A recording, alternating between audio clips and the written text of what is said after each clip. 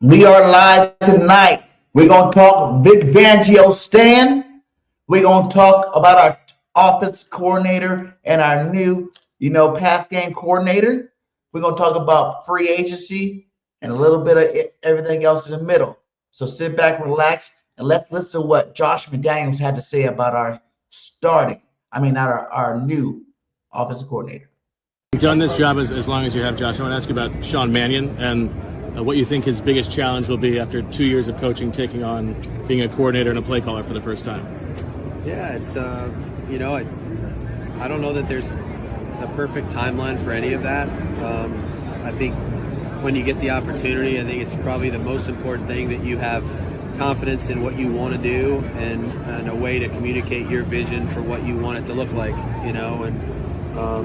there's a million different philosophies of how to do it well. And what's important is if you just, can you explain to the coaches and the players exactly what you're looking for. So he's been around football a long time. He's done it at a high level, and I'm sure he's going to do his job really well. How about our quarterback? How about our quarterback? Your quarterback. He's a stud. He is a stud. I knew he was going to play that way. I knew it. Don't doubt him. All he does I'm is BIRDGANG 31 and I'm fly like an eagle. Hit him low, hit him high like the Eagles. Catch me on a podcast and we only talking Eagles. Dallas still sucks and ain't nothing like the Eagles. I'm one O-line, Jalen Hurts top 5. Running like Saquon, like I'm down Queen. Always open AJ, touchdown, say. Strap him up like the Jean, sack him up, Zach Mom. On the road to victory, yeah. We gon' watch your Eagles fly. Hit him low, hit him high. Hit him low, hit him low, hit him high. We gon' hit him low, we gon' hit him high. We gon' hit him low, we gon' hit him high. We gon' hit him low, we gon' hit him high. BIRDGANG 31 is a host, man. Bringing Eagles to your door like the postman. Make some noise if you a real Birds fan. Make some noise if you a real Hurts fan. Yeah.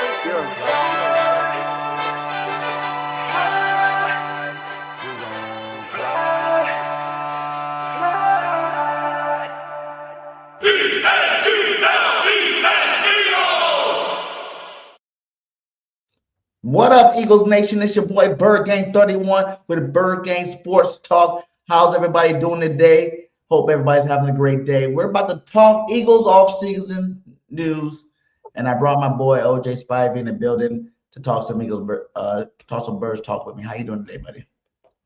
I'm good, man. Thanks for having me on. I appreciate it. No problem. We had you on the truth. That got a little crazy over there with Chris Franklin. And I said, what better person to go ahead and get on here tonight. So let's talk about it, dude. But before we do, shout out to everybody in the building. Hit that like, hit that subscribe. What up, Ian? How's it going today? We got Mrs. BIRDGANG. Happy Tuesday, everyone. We got Daniel with the Happy Tuesday. Hello. So before we get into Eagles talk, I wanted to get your opinion about a couple, NFL things. You know what I'm saying? Because some big things been going on in the NFL. You got coaches going to new places. You go look at a team like Tennessee Titans over there. Now they got an awesome coaching staff over there. You know what I'm saying? With Dabo and who else they had over there? Salas.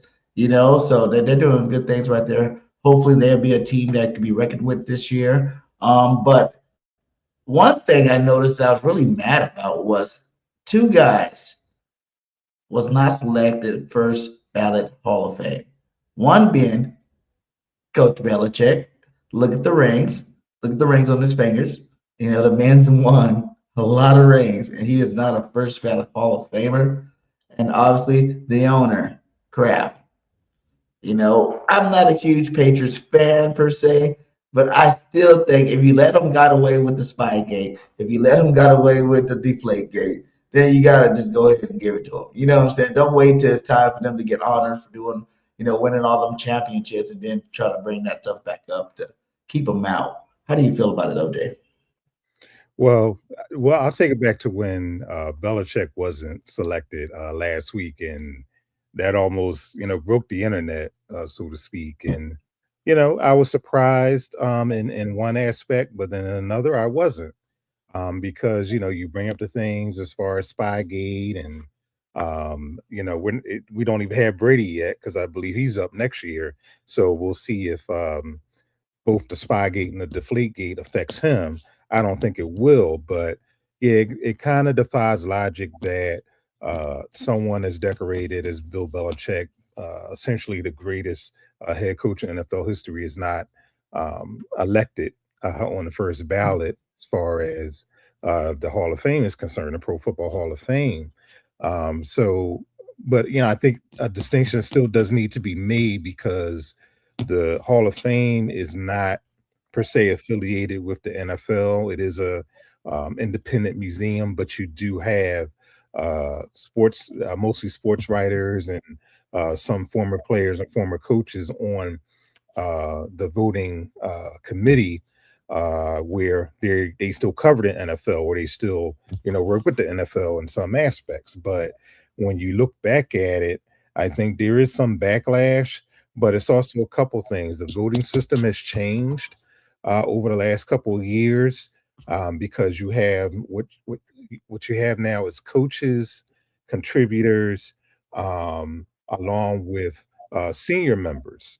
And when I look at that, and then we also seen some writers actually admit that they didn't put in Belichick or Kraft. Then you have some guys who have been waiting for a long time, and I think this is very fair.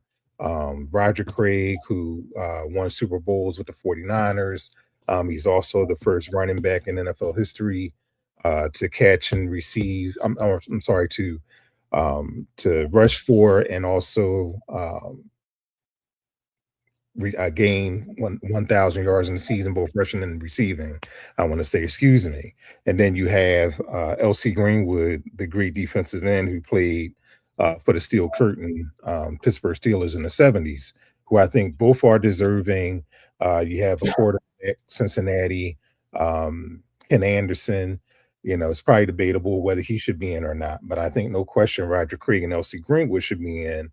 But when you factor in all these guys, including Belichick, you would think that Belichick would go in with all these voters. But you also do have to take in consideration that Craig and Greenwood have been waiting for a very long time, and they're seniors. And logic from those writers, a couple of those writers who admitted, they're saying, okay, well, we can put Belichick in the following year, because if we don't put in Craig or L.C. Greenwood, who has been waiting 20, 30, even in some aspects 40 years to get in, they may not ever get in. And by the time they do, they may not be alive. But, Belichick and Kraft are no spring chickens either.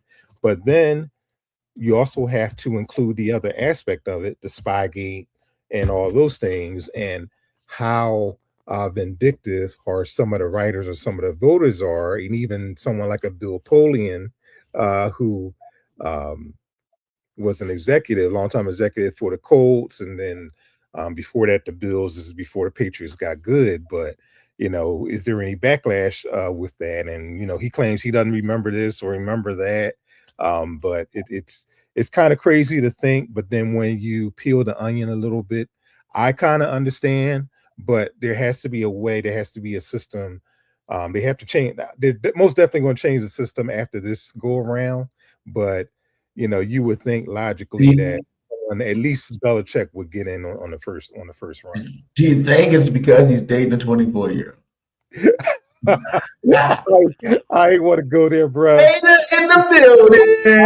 I can't get in people's minds. I mean, I try to keep it to football as much as I can. I can't get into people's minds, but everyone's human. I mean, the voters are human. Some of them, they like to tell you that they don't hold a grudge or they're not vindictive or anything like that, but they're all human. So I don't think it's out of the realm of possibility that a couple of them have that in mind. But I mean, they got together after he was a Patriots coach. So, how can you hold that against them? You should. It doesn't mean that there's always haters out there. So you're doing good in your life. You know what I'm saying? He trying to recreate that, you right there. It didn't help him out coaching over there at UNC, though. It definitely did not help him out coaching over there. and you Yeah, had he had a seen bad first season. Hopefully, he'll they have do enough better to this year. be respectable. There's a couple of Eagles too I'm thinking about that I wouldn't mind seeing. When are we going to see? Do you think we'll ever see Randall Cunningham or Donovan McNabb? Or like when do we see these Those guys? those are good questions. I think Randall should be in just simply from a pioneering standpoint. We never saw a quarterback before him, and he really opened up the doors for people like Michael Vick, Lamar Jackson, and even in some aspects Jalen Hurts. Yeah, And I love the fact that both of them are close and they have a good relationship. And Jalen really looks up to Randall Cunningham. And McNabb is an interesting case because I've always thought he was borderline, and he basically has the numbers to say that he should probably be in, the but wins too, right? he's won 9 playoff games. But if you Yeah, look at the playoff games that he didn't win, it was on the biggest stage. The 4 championship games, and the Super Bowl. So, but again, you do have guys in the Hall of Fame who never reached the Super Bowl, let alone won one. So it's a yeah. curious case with McNabb. So I think he's right there on the fence. And then they said like they were talking about the debate, with McNabb anyway. Like you said, the fact that he never won the big game, what I'm saying, he always kind of flared out at the end. And the fact that, but he has the numbers and definitely should be in there just off of the numbers alone. Like you said, there's people with less numbers than he has. To win, to go to 5 straight NFC championships. What are you talking about? Jim Kelly, he's in the Hall of Fame, right? Jim Kelly was in there pretty He's fast in the too. Hall of Fame, 0 for 4 in Super Bowls, but he didn't make McNabb didn't have no Andre Reed, Thurman Thomas, Lofton. McNabb had none of those cats when he and went. that's a good point. And all those guys are in the Hall of Fame as well. So Yeah. that's a great point. T.O. 1 year, that's the year, the second, the last time when he actually went to the Super Bowl. But even then, McNabb made miracles. He made bread. He made wine out of water over there in Philadelphia with those receivers that he had. Pinks and Brad. Who are these guys? You got to excuse me. My alarm is somehow going off in my building. So, hey, it is what it is. You know what I'm saying? Background noise. Sorry, fans, but sometimes it does happen. But and even who else we said? Right? You said Randall Cunningham definitely should do it. He changed the game. Michael Vick maybe you should go ahead and give it to him because he didn't change the game.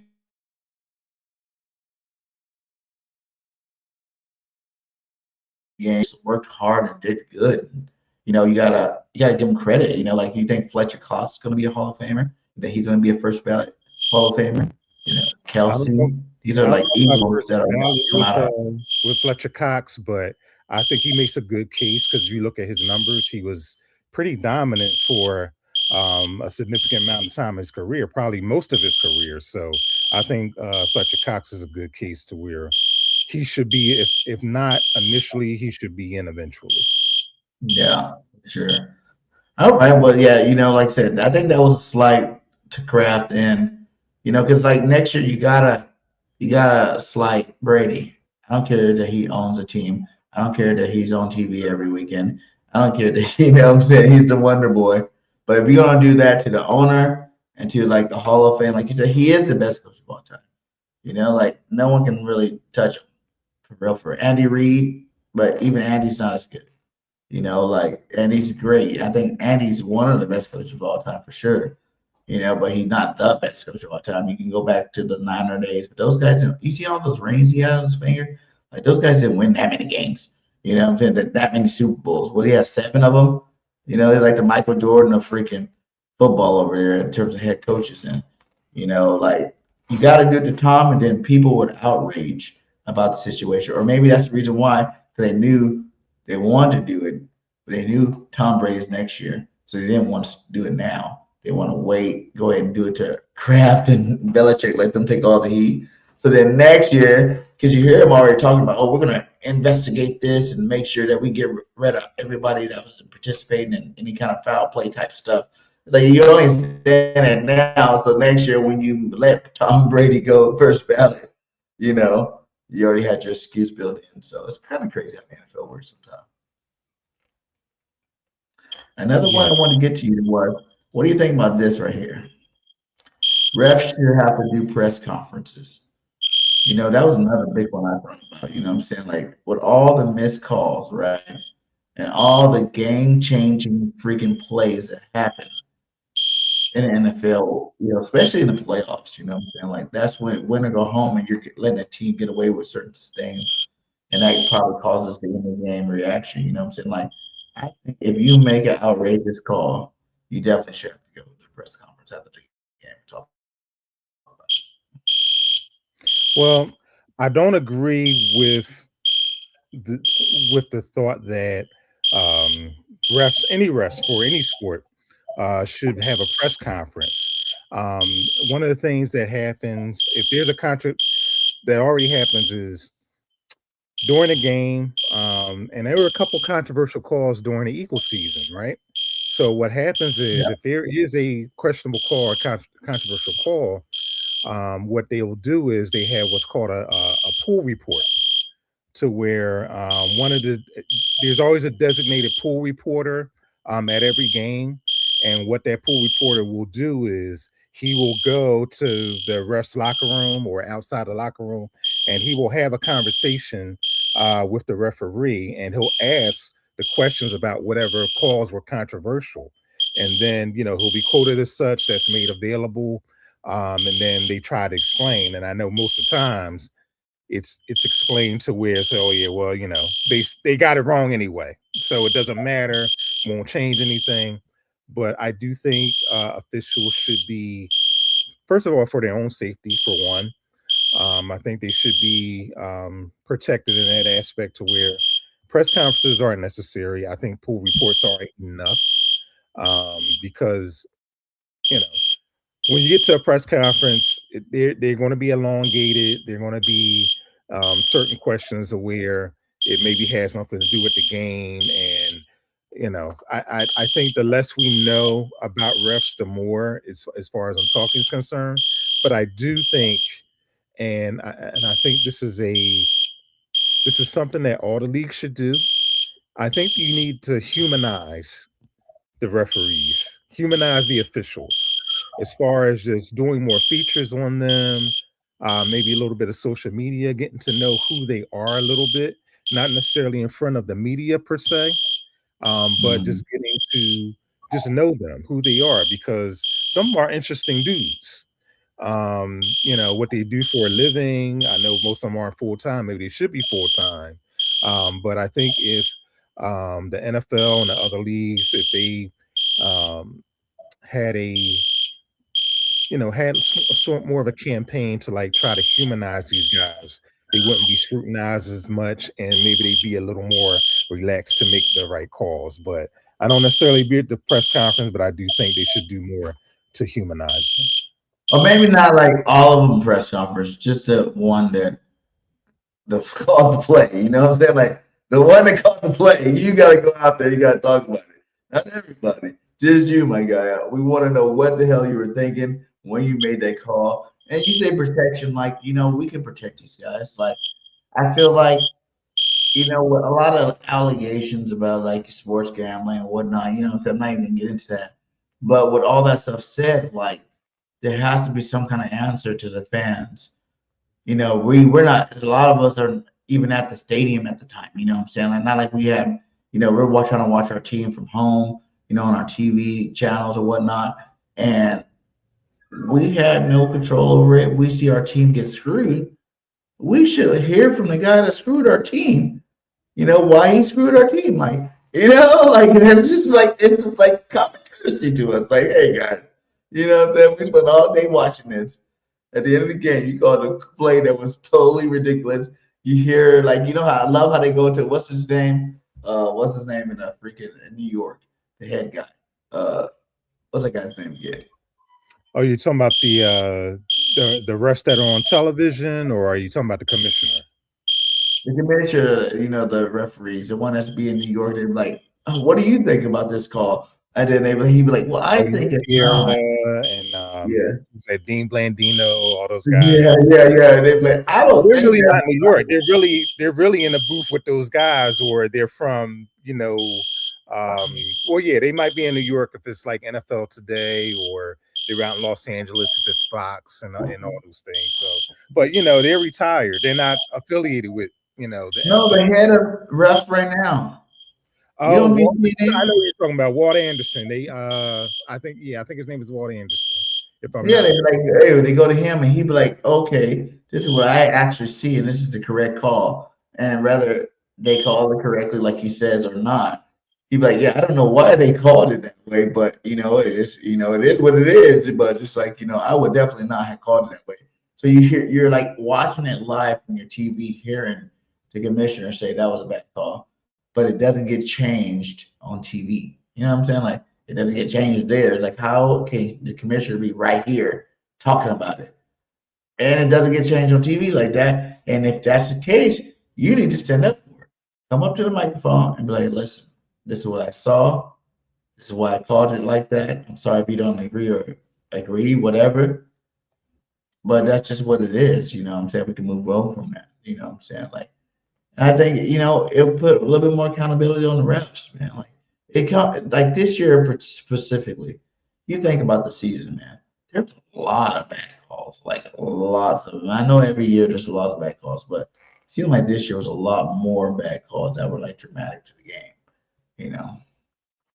Yeah, I agree. It was a lot of calls, but I think what happens is because of the advent of a couple of things, social media, and being that gambling is just so prevalent now, and you can do so much and so much money, millions, if not billions of dollars, is so much riding on the scores, the team, the touchdown, even like on first downs. You can gamble about so much, and when things don't go your way, you might have a fan who's saying, okay, well, that just cost me $5,000. And then we're not even talking about fantasy football. And No, I play fantasy football, and I tell you, there be some calls sometimes that cost me big money, and I'm like, what is wrong with you? well, that takes it beyond the fan aspect, though, because if you're worried about fantasy football more than your team winning, you're kind of rooting against yourself. Because if the Eagles are playing the Cowboys and you have CeeDee Lamb on your squad, Nah, man, that's one thing BG would never do. I don't be drafting none of them NFC East guys. I don't care how good That's you are. you. That's You you. can be the best NFC East player of all time, and I'm not drafting. Well, are you trying to win your league? I'm Are you not trying to win drafting. your league, though? Are Huh? you trying to win your league? Yeah, I win my league, man. Like I went to the championship the last 2 years of my league. Me and Okay. JC got a league, you know what I'm saying? But we do like everything, man. Like we do 2 quarterbacks. We do like, skill position players, like 8 of them things. You know what I'm saying? Like we got defensive players, every defensive position, you know what I'm saying? We gotta get players for all of it. So, sometimes maybe the defensive players that actually get you, the most points. You know what I'm saying? Like a lot of people try to go offense, it makes the draft a lot strategic. It's like a lot of people like to go offense and worry about that. But in the first couple of rounds, I might grab the best defensive player in the league just off jump. You know what I'm saying? Just to get him on my roster. Maybe like, round 3, 4, just because like I know he's gonna produce points. You know what I'm saying? Like the way they could calculate points, like you get him out scared, he's gonna get you sacks. That's big points. He's gonna get tackles. You know what I'm saying? Like the elite defensive players in the league gonna get you some points in all positions. Cornerback, safety, linebacker, Zach Bond, awesome guy to have, fantasy too, you know what I'm saying? But well, linebackers more tackles too. So like, it is what it is. Like it's a pretty good league, and Your system, yeah. But yeah, I mean, I think it's a great question, though, because I know some fans would love to see a press conference with a referee and everything to give some aspect, but still, you still ask yourself, would that change the outcome of the game? Would that change the way you feel as a fan about the outcome of the game? if he came with a logical answer, like what happened, he says, from my perspective, I seen the cornerback had his hand on top of the receiver's right forearm. You know what I'm saying? Like, and he's like, from my angle, that's what I seen. So I was not looking at the ball when the ball's coming or not. All I I seen was at that moment he was doing something illegal. You know what I'm saying? Like he Yeah. get like that's what you get paid to do. Like you know the rules. That's the reason why you threw the flag in the first place.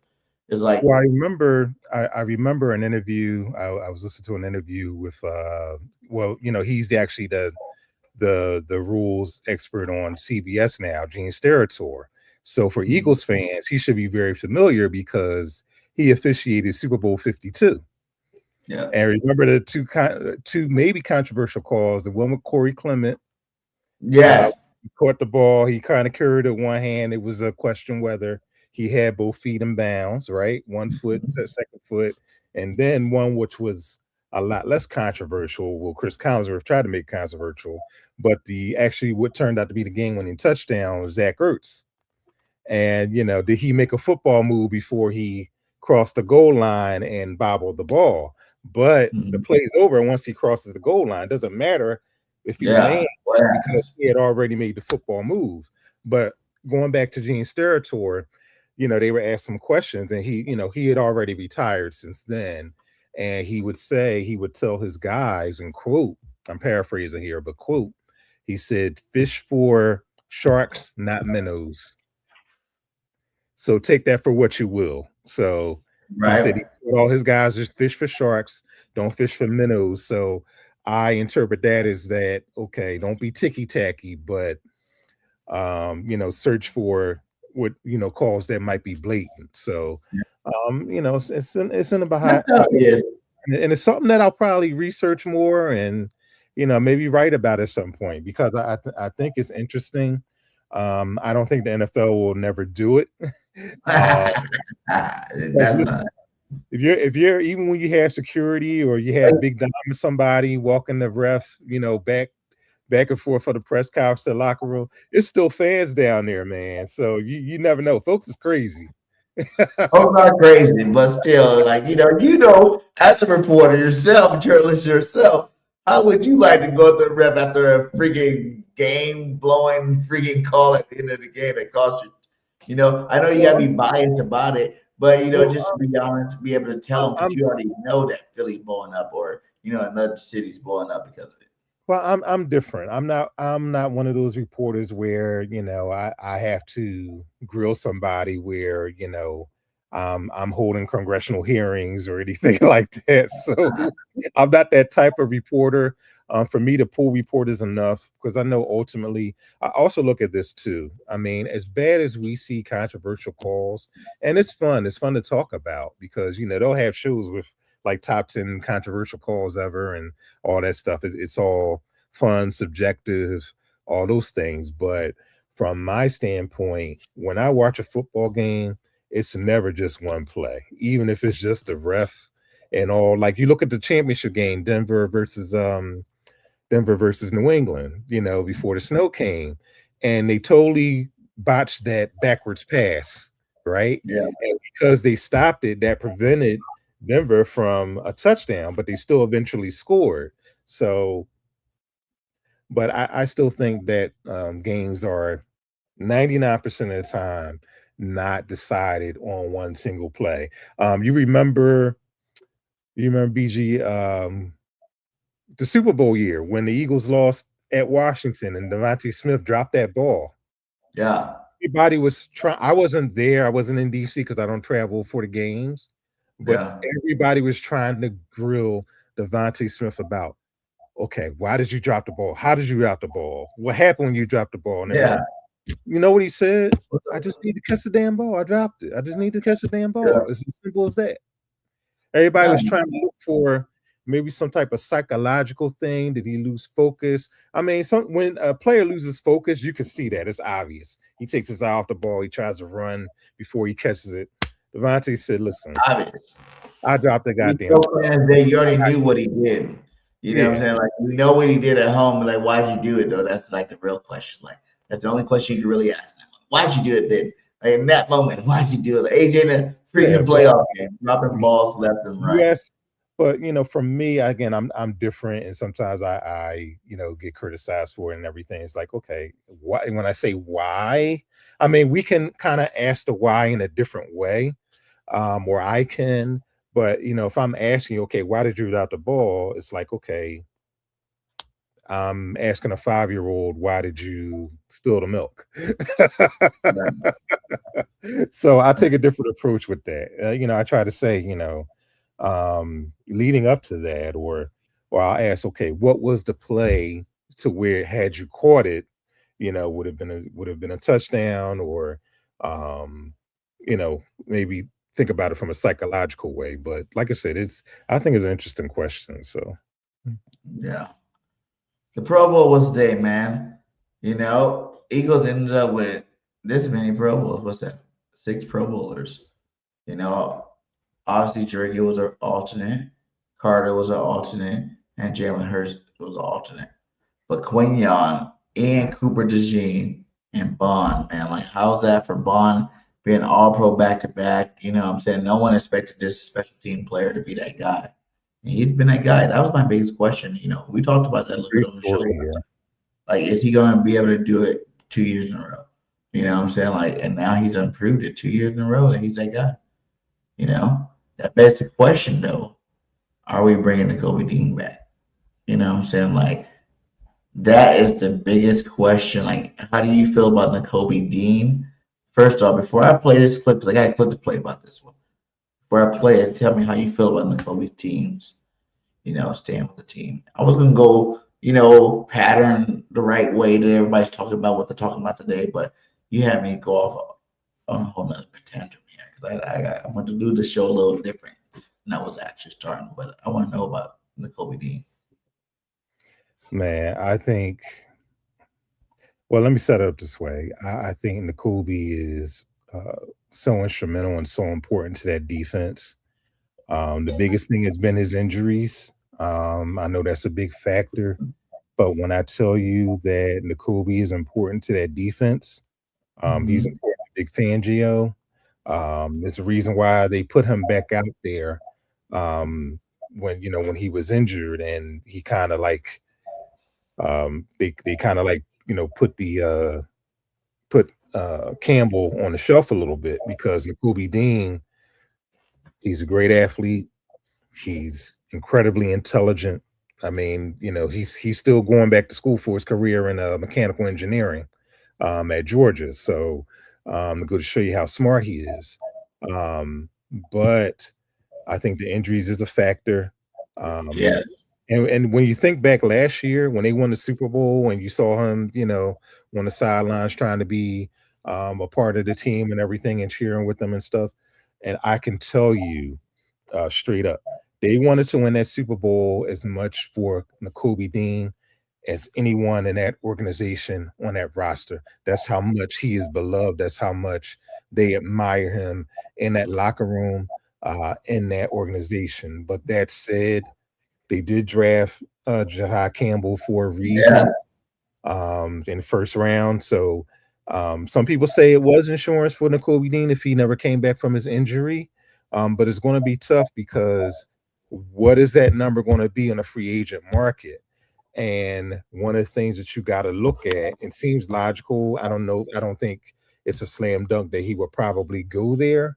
But with Christian Parker going to Dallas and being the defensive coordinator down there, I would think that, he's telling Jerry Jones, Stephen Jones, all those guys, keep an eye on Nakobe Dean because he will probably revitalize that defense. And that's where Dallas were hurting the most. That's probably why they're not in the playoffs. Yes. They're not in the playoffs. Defense. So do I think a video about that too? Like, that's one thing I don't want to see happen in the Kobe Dean Cup. Like, you think about it, a lot of these guys right now. As much as I try to stay neutral, I don't want to see him in a Cowboys uniform either. No, I don't. Because what you said is true about Nakobe, right? He is a huge part of this defense. When he came back, he stopped that run game for all the teams we played against. You know what I'm saying? Like, he brought that force back to the defense. Right. But at the end of the day, the Rook, I know he had I think it was like 1 or 2 game-winning touchdowns on his head, right? But the Rook was defensive player of the year caliber. And Nakobe Dean's like the early season starts as a rookie, he was like the defensive year caliber type player. Before you brought Nakobe Dean back, where people were actually questioning, are you going to actually have Nakobe start again, or are you going to have him come off the bench because Campbell is playing good. The thing is, as a rookie, the first couple of games, he was not, executing a run game like he needed to. Pass game, I felt like he did good. Even though there was a couple of passes was on his head, it's like still, it was like effort plays where like he kind of made the wrong decision. Like you jumped too soon. You know what I'm saying? You shouldn't have jumped. You should have just ran through, try to make tackle that way. You jump though, you know what I'm saying? Like, so you messed up. So like those are simple rookie mistakes, that I think that, you got to let him slide with. But other than that, this dude was like one of the best linebackers in the game. Like then, and then Kobe comes back and you don't see him for a couple of games. Then Kobe goes back out again. And then you see him come back again. And now it's like, I feel like that second time he came in, when Jahad Campbell came in, his run defense was a lot better. You know what I'm saying? Like he actually started filling those holes. He's still a, rookie. Like think this offseason, I hope he's in the weight room right now, even getting bigger, faster, stronger. You know what I'm saying? Like, but he started filling up holes in a run game where it was like, obviously you knew from what Nakobe did the first time to our defense, dramatic change, that Nakobe was going to start again once he got healthy again. But the guy's a baller and he's got an off season. So it's like the Eagles, like, are you really going to try to re-sign a player? Because he deserves it. We got to talk about what he deserves. Like the Kobe Dean deserves like at least a 4-year deal. You know what I'm saying? Like he's that guy, on your linebacker. If you can keep him healthy, he's one of the best linebackers in the game right now. You know what I'm saying? Nice linebackers. Pick and a controversial pick back then because people was like, okay, well, it was a gamble for them. They thought he was a bit undersized, all those things. So, I think it's going to be tough to bring him back because they do have to start paying people. I mean, Jalen Carter is now eligible for an extension. Good thing that they have Jordan Davis, on picking up his 5th-year option. Do they want to allow that to happen with Carter? That remains to be seen. I probably think not. But they're gonna have to start paying some of these defensive guys, and they also have to keep money on the table. Well, the good thing is, the salary cap keeps going up, and the salary cap is well over $300 million this year. So, I mean, and if you go on that note, if you go back like 2 years of what I was talking about the NFL, like when everybody's all freaking out, oh, salary cap, we're not gonna be able to afford play. I'm like, guys, it's about to go up like $25 million a year. On average, what I'm saying? Like pretty much around that range. That's what they said the cap should be going up every year. And it's been doing it. What I'm saying? Like the Eagles save 2 or 3 more players. I think the NFL is trying to get it to be more like where you can keep your top players for a little bit longer, as opposed to like players moving every single season. Like you actually can have the money to like re-sign these players. Like a Jalen Phillips this year. Are we signing Dallas Goedert back?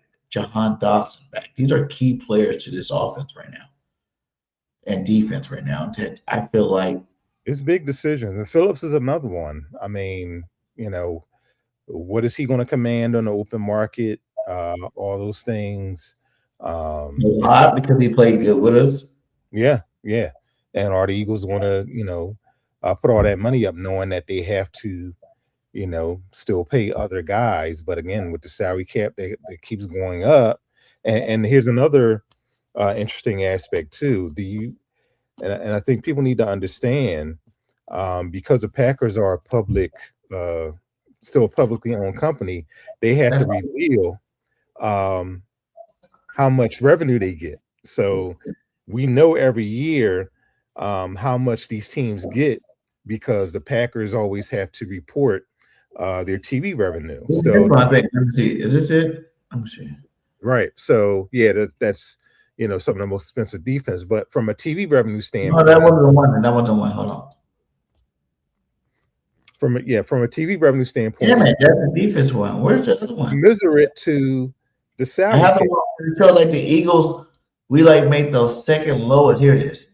With home attendance, that means like people, that means money, that means everything. Yeah. Second that Fox one is a bit misleading though, because you have to factor in how many with the capacity of the stadiums and everything like that. So No, that was a big point about it, like our stadium, because that brings the next thing too. Like Eagles, should the Link is actually one of the smallest stadiums in the NFL. yeah, I didn't know that until I seen that. Cause I was like, I've been in the Link, and I'm like, damn, this is nice, you know what I'm saying? But if you Basically think about it, like 69,000, where you have other stadiums like MetLife, they hold 80,000. Dallas Cowboys, 90,000. So yeah, so they're they're like, one of the smallest stadiums. That's probably why Glory is looking at a new one. and that's a different reason, but like that's another reason why Lori wants to, get this stadium thing going, and I think like he needs to get the stadium thing going. I didn't even know that we were that shitty, to be honest, like in terms of like home attendance, because I go to the home games all the time, and I'm like, I'll be tailgating, I'll be seeing everybody hype me in the motherfucking stadium. Game, but you're only talking about up to 69,000 people. But I will tell you, I did go to the LA Chargers game this year, and that stadium is way bigger than our stadium. Like that's a whole nother level. That's a whole nother thing, because you're talking about right. When we were like walking and walking and walking and walking, I was like, what's going on here? Double layers of freaking stuff to go on. It was crazy. Like I will give them props. Like even though they say like home games aren't that big for them still yet because there's two teams and neither they built that stadium basically for the Rams and for the Super Bowl. The Super Bowl is going to be there every 5 years. So, and now Lori wants the Super Bowl in Philadelphia, so it's time to get a new stadium. Like I think they need to go ahead and do it. He's going to get a new stadium. Fine. I don't want to pay for it because I'm still a Philadelphia resident. He's like taxes, my guy. Exactly. Taxes. But here's the thing: the whole Lori wants the Super Bowl and everything. That's an illusion, because you know why? If he does get one, it's going to be one and done. And most of the times when these colder weather cities get a Super Bowl, it's because not if he does the renovations, or not if he does even if he does the renovation. Just the climate and everything is just not conducive for Super Bowls. They really want to keep them in warmer weather climates where they don't have to worry about snow. They don't have to worry about the cold weather. The Meadowlands, that was an anomaly. Minnesota, that was an anomaly because the stadium was still relatively new, and that was the reward for getting a new stadium done. And it's not coming back to Minnesota anytime soon. It's not even in the rotation. So that's if it does happen, it's not going to be a thing for the Eagles. Like there's no guarantee that he would have even one. So that's really, you don't want to ride that. Philadelphia in February is not that bad. Well, you've been here during this winter, right? Yeah, it is going bad right now. I think that's you never know. I mean, I was. The stadium's so close, though. The stadium's so close right now to the airport. It depends where you had. If we had that snowstorm on a Super Bowl Sunday, how are people going to get there? And the stadium's not downtown like every other. They're $1 billion industry, like $1 trillion industry, probably. They can get snowplows out there and get it done. Philadelphia doesn't have the infrastructure actually for Super Bowl. They don't. Well, right now they don't. But that's the whole point. They want to make a dome. But I don't want them to make a dome. I want it to be like more of like a retractable dome, and you don't have to have it, closed. Well, here's the thing. I want to be able to have like normal climate games too. Where it's snowing out there and they can go out there and play, but you have better control over it because you can control the heat inside there. You know what I'm saying? Like, think about this. Look at all the retractable roofs around the NFL. Think about the percentage of how many times you see them open during a game. Never. So what's the use of having one? You don't do it because you want to give your fans the most. You just gotta be an owner that be like, hey, fans, if I hear you guys say you guys want snow game, I'm gonna give you snow. All for all this glorious stadium stuff, because you know why? The taxpayer always gets the bill, and the owners, they get richer, and then we're paying for tractable rules that don't even stay open most of the time. So, this is kind of things that I look at as a reporter, as a journalist, That's even as a true, fan. man. You put that on you. I Even in never hate on Atlanta, it. a place where it's warm just about all the time, they have the roof closed probably 85 to 90% of the time. Right. So that's something to think But about. some people build a team that way that Tractable players play better on like turf and dome type atmospheres as opposed to the weather. You know what I'm saying? Like you get people from California playing on your football team. You want warm weather games as opposed to like you get some guys that actually play in the East Coast that they don't care about. I'm gonna give you one more thing. How many franchises who call their dome stadium, who play their home games in a dome? How many NFL franchises have won a Super Bowl?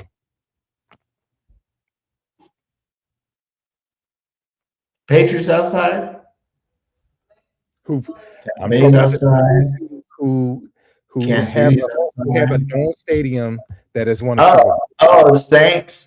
They got a dome. That's one. Okay. The Ravens, right? No. They don't have a dome? Nope, not the Ravens. It's open air like the Link. Who else has won the Super Bowl recently? The Cowboys. No. When they won, they didn't have a dome? They didn't have a roof. They didn't? So I'm going to tell you, they played in Texas Stadium. So yeah, that's not. So I'm going to tell you. I'm trying to think of the four myself. I'm not thinking. You got me going right now. I'm like, what? That's a huge fact right now. Saints. How many? Oh, Rams. Colts. And there's the fourth team. I'm trying to think of them. Wasn't the Ravens? Oh man. No, the Ravens playing open air stadium. So I'm trying to think of the fourth team. Somebody who's watching or listening, they could think of it. Oh my gosh. It escapes me now. There's only 4 teams though. It's only been 4 teams. So Rams, Saints, Colts, and oh gosh, it's going to kill me thinking of the 14. But it's only been 4. My point of emphasis, it's only been 4 dome teams that have won a Super Bowl. Atlanta almost did it, right? Mm-hmm. So almost did they got the Super Bowl. Yeah. So but only 4 teams have won it. So and the Rams is you made me realize now I was really on the board with him doing this and building this stadium. That's also my, when I seen it in LA or like Dallas or one of them places. Like maybe we would have a stadium like that with all the luxury stuff that comes with those stadiums. And that's all it's for. It's for the rich, it's for the wealthy, and it's for the owners to pack their pockets because all they want to do is just build more suites. But even for the fans too, though. Because I enjoyed being in LA because of all the amenities they have. You have the YouTube freaking thing right there on your property. You know what I'm saying? Like YouTube podcasting. Right there on the property. I haven't been to LA for the stadium, so I got to go there and check it out. Yeah. I just went. Like you got that right there. There's literally layers of stadium. It was weird. Like I thought, like you go in and you think you're on an opening floor. You're really like a floor or 2 up. You know what I'm saying? Like you're not even on the opening floor when you walk into the stadium. Yeah, I saw they dug deep in the hill to build that stadium, huh? Yeah, man, it's nice. And then like the entrances, there's like 3 different entrances. You can go in there, like like your main entrance, like you want to show the fans everything. You know what I'm saying? Like you want to show, you going big, and it's like all the entrances kind of going big. And we were walking around the stadium. It took so long to get around the stadium, and it was like, this place is awesome. So many private bars.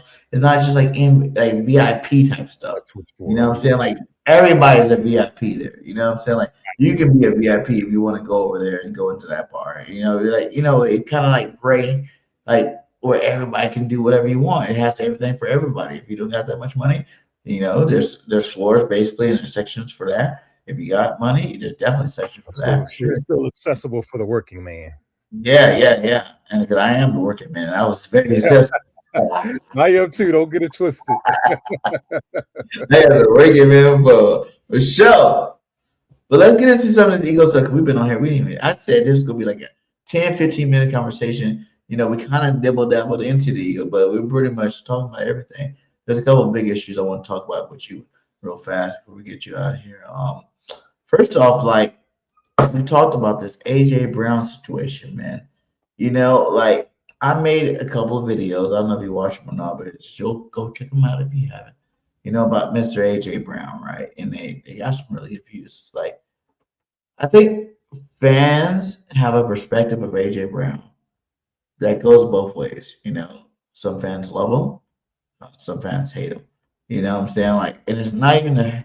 I feel like the ones that hate him really don't really have credibility to hate the man. Because I'm gonna tell you this: all season we seen him working out with everybody. He's working out. He works hard to be the great.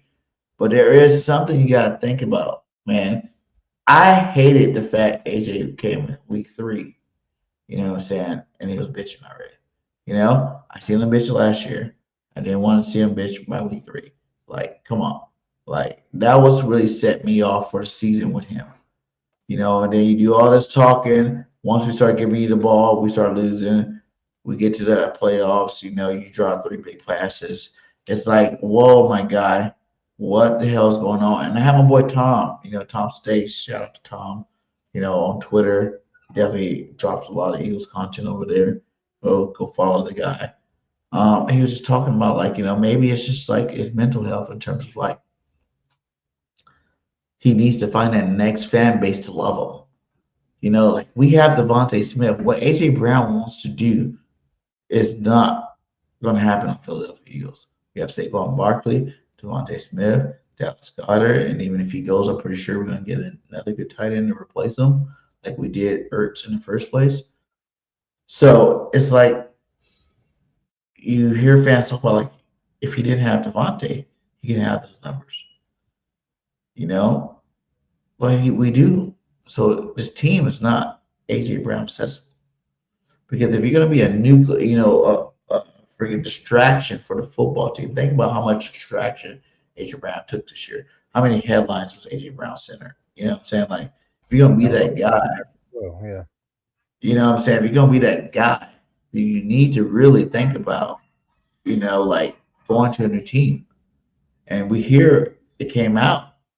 He asked for a trade after week 3. Remember when I said you shouldn't be coming out week 3 to freaking be crying, and then you even still got some passes? He asked for a trade after week 3. So it's like, I hate to be the dead horse, but I think it's time for him to go.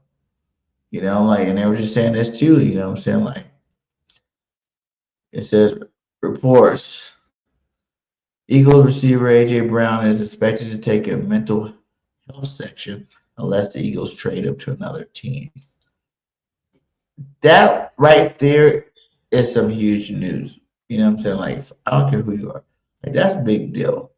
You know what I'm saying? You think about who his family member is. You think about his cousin, Mr. Antonio Brown. You know what I'm saying? Like, what he did his last game as an Eagle. I mean, not as an Eagle, as a Tampa Bay Buccaneer. Throw your shoulder pads off, go crazy, and just dance. And you know what I'm saying? Like, those guys really do, you know, they have some mental health issues, you know what I'm saying? Like, it seems like it's in their family. I hate to be that guy. I'm not trying to, you know, lowball them or nothing. But that being said, if he stays, should he take this course? You know, should that be a stipulation for you? Because a lot of the things that he cried about, like, AJ Brown's been a Pro Bowler, All Pro every year except for this year, you know, with a shitty offensive coordinator. So you have no right. You are considered the best. Eagle fans call you the best. You know what I'm saying? Like, receiver in the game. So what is that itch that's not being scratched for you? And that kind of happened, you know what I'm saying, with his cousin, Antonio Brown. Antonio was the best receiver in the game. You know what I'm saying? Like, he was the best. Catching everything, doing everything. And it still seemed like it never was good enough to him, to the point where he's like, you know, I'm not getting it every single day. I'm out of here. You know, I'm out of here. And he did this on the Titans. Derrick Henry was the main focus there. Run game. AJ Brown was still going to Pro Bowls, still considered one of the best receivers in the game.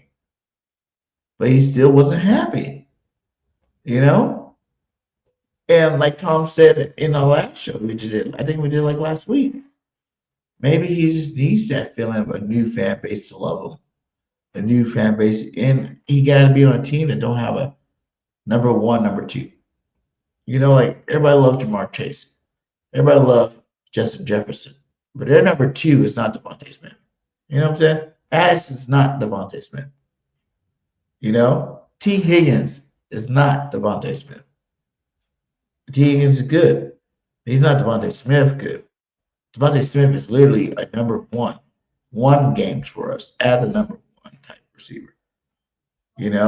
And I just think that subtle little change can help him out mentally, and get to where he wants. To go to a team that has like a Higgins or Anderson, a number two that will make big plays, but not carry 1,000-yard season. You know what I'm saying? Like, not guaranteed 1,000. Devontae's guaranteed 1,000 if you throw him the ball. And if you're not throwing the ball most of the time, that's a crime. You got to throw both of the ball. They both got to eat. If you're not working that in your offense, that's a crime. Because there are two number one receivers on our football team. So, the mental health issue is like, maybe it's like in his head, he thinks he'd rather go to a losing team or a different team if he's going to get like, the 20 targets, the 200-yard games, the, leading the league in receptions in. That's really what he's saying he wants. You want to lead the league in receptions and yards and touchdowns. All of them. And that would never happen in Philadelphia. So does the Eagles continue to try to nurture him? Correct. Try to get these coordinators in, talking to them like, we need you on the team for their own benefit, which is their benefit for sure. You keep him on the team, he's a freaking all-star, But if he's going to be on a team, it'd be detriment to the team with the negative energy. You know what I'm saying? Like, is it worth it? Yeah. It's very layered and multifaceted, and beyond all the rumors and all those things, the whole mental health season, none of that has been substantiated. That's whole rumor or anything. So I won't kind of speak on. He came out and said he has mental health issue. He came out publicly and said that before. Well, yeah, but I'm just saying, just that one report that that's been circling around this evening and all. But but he's been a great advocate. I give him credit for being a great advocate for mental health and all. But as you said, when he started speaking out about getting the ball, they were undefeated, and you look back on it, and again, I try not to single one aspect over another as far as a team underachieving or not reaching their goals and all those things, because there's always multiple factors involved. But I talked about it then. They were undefeated. I know it didn't look pretty, but it's a results-based business. I mean, look at the two teams that's in the Super Bowl. They're not always pretty. Hey, Seattle Seahawks, Jackson and Jigba, my guy. That guy is pretty amazing. They make sure they get that. Like, and that was one thing they do. But, he's basically their only option, also. No, Barner had a good year this year. Their rookie tight end got hurt for most of the year. Walker's had a great year this year. Would you regard their number two with some of the great number twos in the game? Who's their number two? Cooper Kupp. He is one of the best receivers ever. I mean, he's not the same player he was when he, before injured, but he's not no Rams Cooper Kupp for sure.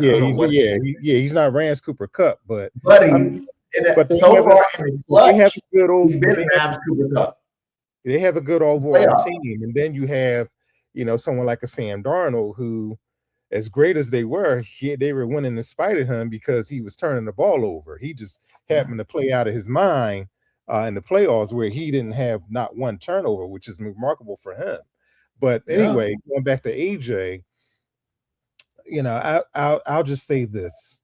My understanding is a lot of it may not be about football at all. Yeah. It may not even be about his mental health, right?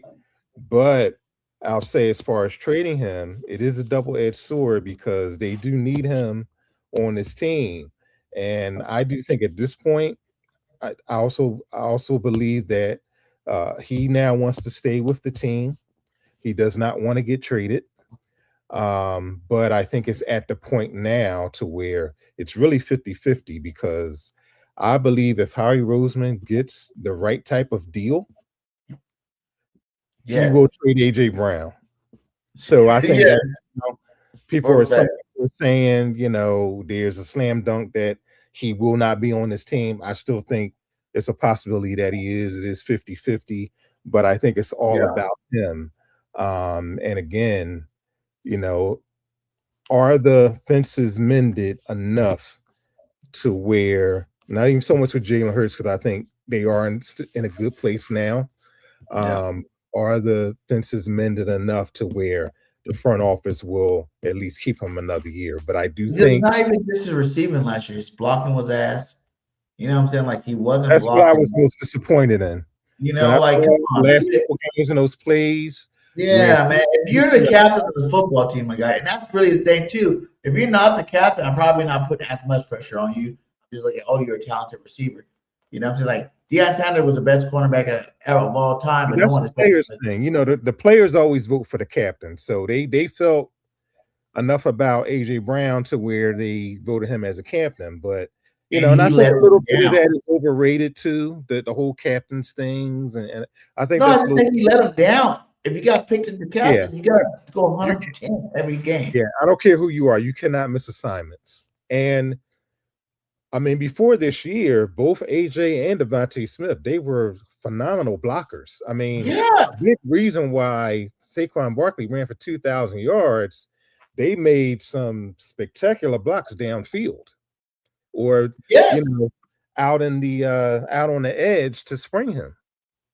And that's what I'm saying. Like you did do that this year, even for receptions where Devontae caught the ball and he was right there and he could block. He wasn't putting his effort out.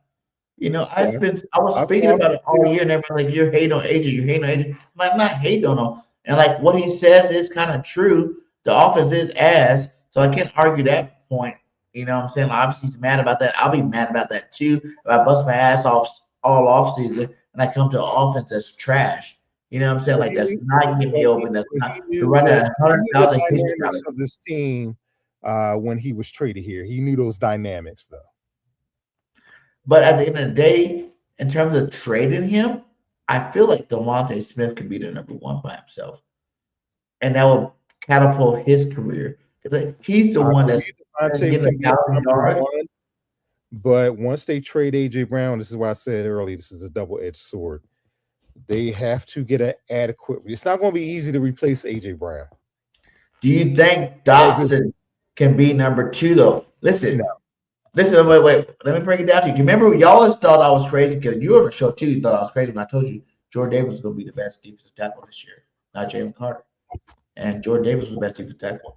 I'm telling you, Smitty can be a number one as effective. Why do you think AJ's so mad that his numbers aren't where they should be? Because Smitty is there. He's getting 1,000 yards still. Why are you getting your 1,000 yards? You know what I'm saying? That's two alphas. You know what I'm saying? Like, teams need an alpha and a, you know what I'm saying? Like, and if he's the one alpha skill, but not in personality.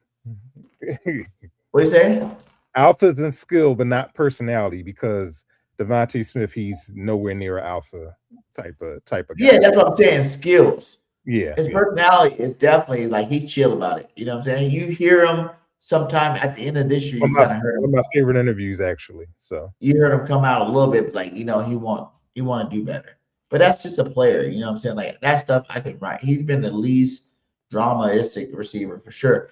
Imagine him getting not double, obviously, because you want a number two that's capable of doing things. And I really feel like the way we misused Jahan Dotson, he's earned it. Re-sign his ass. Bring him back if you're going to trade AJ.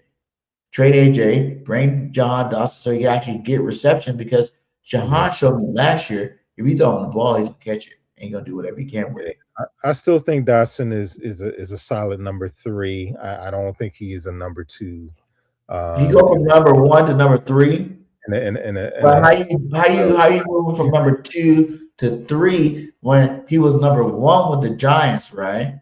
And he had this little thing off the Giants. So Saquon Barkley stuck with the Giants. It's a lot involved in there. But my overall point is once they trade AJ Brown, they certainly have to have an adequate replacement for him, whether that's through the draft, whether that's through free agency, or they give Smitty the ball more. Because Smitty's not a receiver like AJ even. You can give Smitty the ball more, but gets him open. But he's also not as big as AJ Brown. He's not as look at the Jigma in Seattle right now. Yeah, if you got a competent coordinator that can scheme him open, he can do what a Jigma does. And not just in Jigma. You think about a lot of these guys, Cooper Kupp. You're gonna have more. The guy from Tampa Bay, Ujagi, whatever the boy's name is over there. Think back to AJ Brown's rookie year. I'm sorry, not AJ Brown's. Think back to Devontae Smith's rookie year. What about it? He had the most yards for any rookie receiver for the Eagles. But it wasn't 1,000. It was almost 1,000. It wasn't a whole. It was. You're talking about. Look who he had as his receivers on the side of him. I'm not saying. Well, who are he? You said this too. You said if he has competent receivers on the side of him, Jalen Reagor, I think it's the Whiteside are not competent receivers to put him down here your rookie year. But you're also assuming that Jahan Dotson is going to be that guy across from him, and I don't agree with that. Okay, so even if not Jahan, I feel like this is my personal opinion. I feel like Jahan can do it. I think maybe the 2 years ago when we first picked him up, he couldn't do it. 2 years ago when but he sat behind 2 of the best receivers in the NFL right now. And he knows what it takes to the last 2 years he's been studying after Smitty, and he's in the same room with Smitty and AJ, both of their game to help his game, that he's time for him to blow right now. And I think if you put him at that number 2 spot, I think but you're giving Smitty more. See, that's the thing. If you let him go, it's only to give Smitty more. You can't let him go and not give Smitty more and try to keep it balanced. I'm not saying that. I'm saying you let him go and you make Smitty your Jigma. You know what I'm saying? That's why I really wanted a freaking Seattle Seahawks coach to come over. Yeah, that can work. But again, that number 2 receiver is going to be important, and I don't think Dotson. Who's Seattle's number 2 receiver? You just said that. Well, first of all, you have to resign Dotson. That's number 1. So if you get rid of AJ Brown, you actually have 2 problems because he only got 6 receptions in 2 years. Well, you got to resign Dotson because he's an unrestricted free agent. So I mean that's 2 issues. So you have to replace 2 spots on your wide receiver position. So essentially, you had to bring in 2 new guys. And who's that going to be? Shaheed. I heard people talk about Shaheed. I don't dismiss your logic because I think it's a good logic on your part. But I think our best blocking receiver will be back next year. Johnny Wilson will be back next year. He was hurt all season. We didn't even see him play. He's our best blocking receiver. Blocking receivers matter. We hated JJ. JJ knew how to block. I'll say it right now. I'd be surprised if Wilson is on the roster next year. What? Mm-hmm. How? We don't have no receivers. I mean, it could be for a roster spot, but again, depending on if they still have AJ Brown, whether or when not they decide to re-sign Dotson. Would you trade AJ? Let's just wait. Before you get into this, let's break it down from your perspective. What AJ Brown done, his effect on this football team, is it big enough to trade him? Your opinion. I would try to keep him one more year. I would. That was just me. One more year. Okay, so now Because keeping the them one more year. window, because of the window, and I think they have just as good. And this is before we even know what free agency is, what the draft is.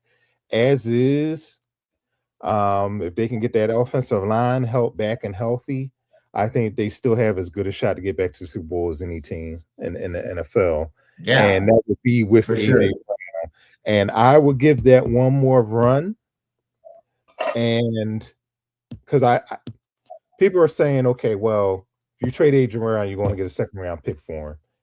Even if after Second round pick.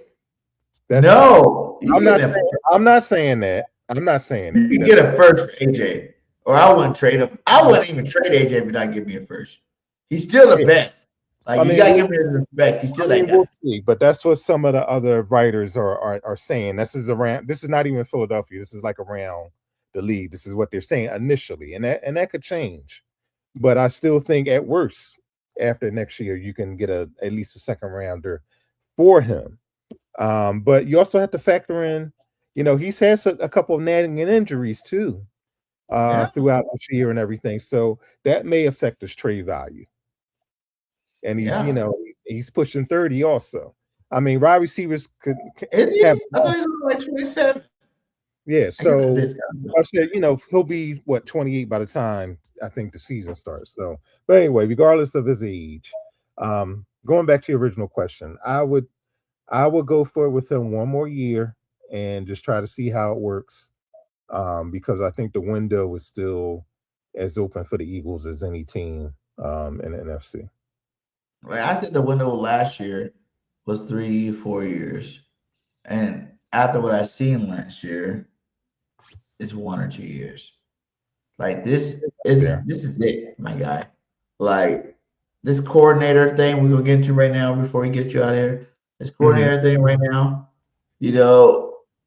this gotta work right now. You know what I'm saying? There's no more time.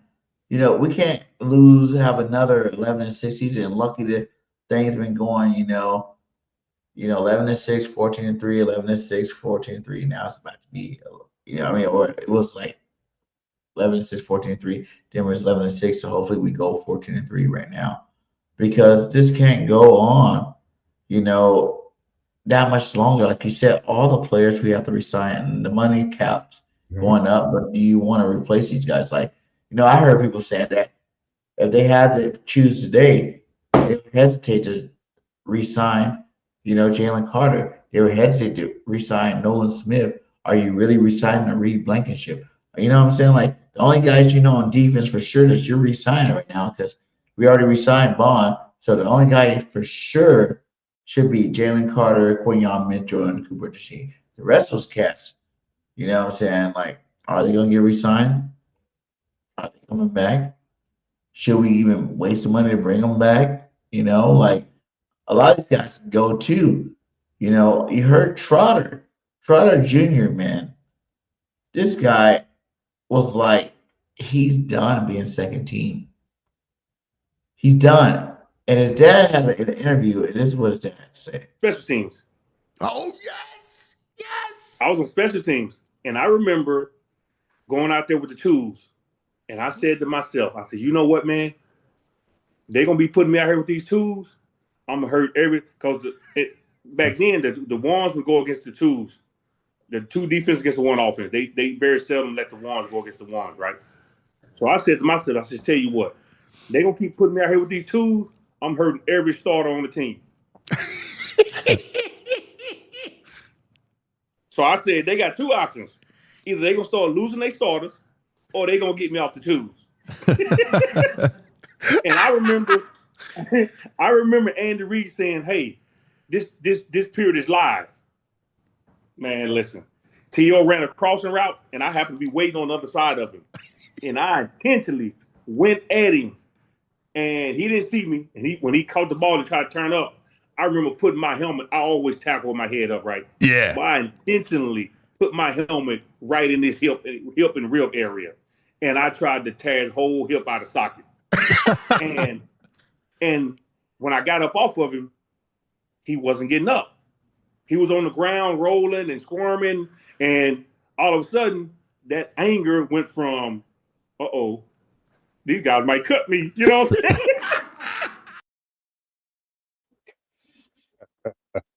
Like Trotter was a beast, man. Like, we need that linebacker. Like that's what I was like. Trotter Jr. might be going to approach this year, and it's like, I have to start this year. You know what I'm saying? Like, and I feel like with Campbell and Trotter Jr., if we draft a linebacker, that's good. Like we can let Dean go. In terms of Zach Ertz, how do you feel like about Zach Ertz? Here, Atlanta, Kyle Pitts might be an option to replace him. Would you like a Kyle Pitts to replace like a Zach Ertz? I will go all in on Kyle Pitts. Bring him home. And I know you asked about this, like with the new offensive coordinator and the way he wants to spread stuff out and motion. And we can still draft that if he drops that tight end. Yeah, I still think. Well, I was disappointed in them last year when they didn't resign draft a tight end. I mean, I know it was a big drop off at the Tyler Warren, but you see the guy in Chicago, Loveland, probably be great or whatever. He probably would have been great here. But anyway, I would try. Yeah, I would try like everything to try to get Kyle Pitts here because I think he would fit in well with this offense. And then bring him home, and of course, try to draft a tight end. But yeah, Trot is crazy, but I like Trot Jr. and everything, and I think he's just going to stay, on his team. But at this point, he's not going to start over Bourne or Campbell because they have so much. But do you think he can be that rotational linebacker when they need a breather? Because every time he tried I think that's fair. I didn't think about that. Yeah, especially if they don't resign Kobe Dean, he would almost have to. But I think he would do well because he would have to. The spot time that he's played, and like kind of like mop up duty and everything, he's actually played well. So yeah, and in those games we didn't start the starters or did the starters out, he's actually got tackles. He will make the tackle, that's for sure. He goes side to sideline to sideline. Yeah. And I liked him coming out of college. Like, and I really did think that we wouldn't draft another linebacker and we would let him kind of groom himself into that position. But I like the fact that we drafted him. He'll certainly be the next man. It makes him more hungrier. And I promise you hear his dad. With his dad talking that way, he's just on, but you're going to not be on the bench. Well, he's not going to get that opportunity because they don't even hit in practice no more. So, yeah, right. But I'm just saying, like, in terms of like, you ain't going to be no backup forever. Practices were days forever, my guy. You need to be ready. He had 2 of these, 3 of these. So those are brutal, but those days are long over. So that's not coming back.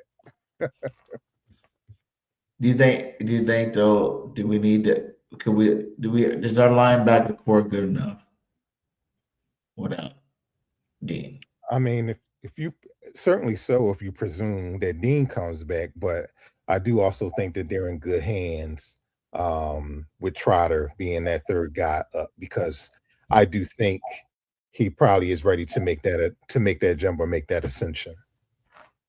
Yeah, that's what I want. What do you think with these cornerbacks, man? 2 All-Pros, Quinyon Mitchell and Cooper DeJean. That didn't surprise me at all, man. Without Parker. Parker went over there. Without Parker. I think he'll be fine because Casper is he was the DB's coach. And, he's along that pipeline, under Parker, under Fangio, under Parker, so I think they'll do just fine. And they're seasoned enough veterans to where, I mean, you don't even have to coach them up as much, So only 2 years, though. This is third year for them, but they were so good their first year. I mean, they could have easily been all pros in their rookie year. But now that Coop's all pro at nickel, should the Eagles move him outside? Nah, I don't think so. Because you have to look at nickel in a different way, and quite a few people have told me this. you have to do so much as a nickel back because you're almost like a Swiss Army knife. Not only do you get to cover that slot receiver, which a lot of teams get their yards nowadays. It's a lot of times it's not the guys on the corners. It's not the the edge receivers, the outside receivers Yeah. that really kill you. They'll kill you downfield. But it's those little chunk yards, like we all talk about the motion, everything that we want to Yeah. see with the Eagles offense. You got to have somebody to cover that. And DeJean is that guy, right? But not only that, you need him in run support, you need him to cover the tight ends, all of those guys.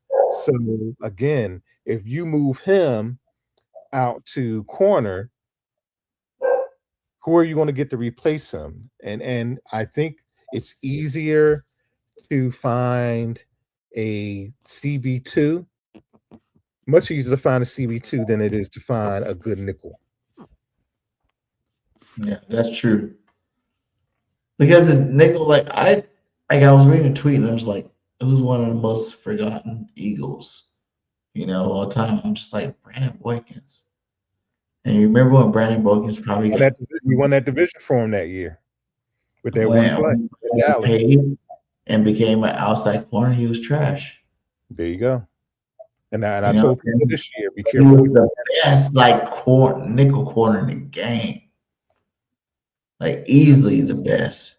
And that was before the nickel position was sort of became a glamour position or And now it is.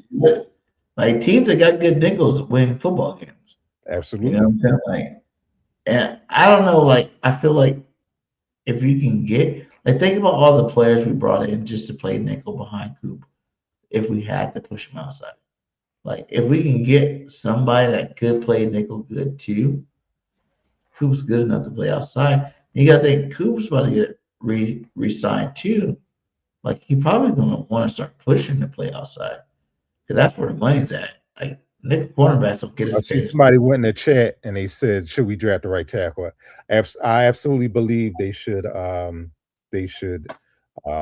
draft Lane Johnson's replacement. Whether he comes back or not, whether he's healthy or not, you have to have that heir apparent in that position because he could wake up tomorrow morning and say, I'm done. But even so, no matter what Lane Johnson does, how he comes back, if he comes back, all those things, they need to draft his successor. Absolutely agree. That's definitely a fact. Stalin, like we talked about, Stalin got, he got his run game coordinating taken away from him. Listen, whatever. I think even though he's young and inexperienced, I think let Mannion come in here and redefine this offense. That's what I'm gonna ask you. How do you feel about Mannion? And the other guy, Grizzard or whatever. Grizzard, yes. So yeah, Josh Grizzard. So I don't know a lot about Grizzard. He is highly touted, but I know a lot more about Mannion, all of his assistant, all of the coaches that he's coached under, even though it's been a short time. LaFleur, McVay, this time, this week, Super Bowl week, they're raving about him. And from what you saw this past week with the East West Shrine game, him, being the play caller and the designer of that game. And I know it's college, I know it's different, but OC is a young man's game for one. And and I'm gonna put this in a Jalen Hurts aspect, right? Look at Jalen, I wrote about this. Look at who all his coaches were, starting with his dad, being a coach's son. Of course, he's a son of two educators, both his mom and his dad, right? He's double degreed himself. He's played under Nick Saban. He's played under Lincoln Riley. And to some degree, to Brian Dable, also Lane Kiffin, right? So do you think, and I'm not just asking you, I'm asking the entire fan base, do you think at this point in Jalen Hurts' career and all of his offensive coordinators, all of his head coaches, that he doesn't recognize what good coaching looks like? what he expects from a coach? And do you think that from what he's also accomplished in this league, that he doesn't desire, or also he doesn't deserve premium coaching? Forever what you want him to be, forever how you criticize him. And the team overall. I mean, AJ Brownfie's still here. Devontae Smith, as you so eloquently mentioned earlier. Everybody in the offense, Saquon Barkley. These guys have earned and deserve premium coaching. And I think it just comes down to, and like you said, I do believe that Mannion has to, hit the ground running. We'll see some of that we'll see how that goes with his inexperience, because it'll be the first time him calling. But I do think a young guy with new ideas it's desperately needed in here. But going back to Jalen for a minute and the entire team, I mean, if this offense is just even competent, they get back to the Super Bowl, I think. And going back to Jalen, he just wants somebody that he can respect and somebody who knows what he's doing. He didn't respect him from the first interview. Yeah, exactly, right. And he was trying to be diplomatic about it, if you but trying to be cool about it, because he was kind of caught off guard about it. But he told you then that Patullo may not be ready for the job.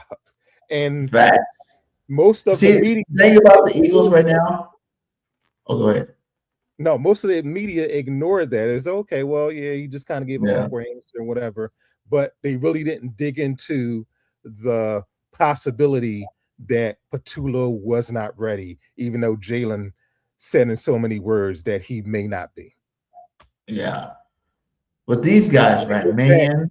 I'm sorry, one more thing. Go back to what I said initially. You have to know, and you have to know Jalen at this point, and from all of his experience, that he knows what good coaching looks like. Facts. But what I'm saying with this main hire and the Grizzard is they kind of doubled down on it. And they gave us what we wanted at the same time.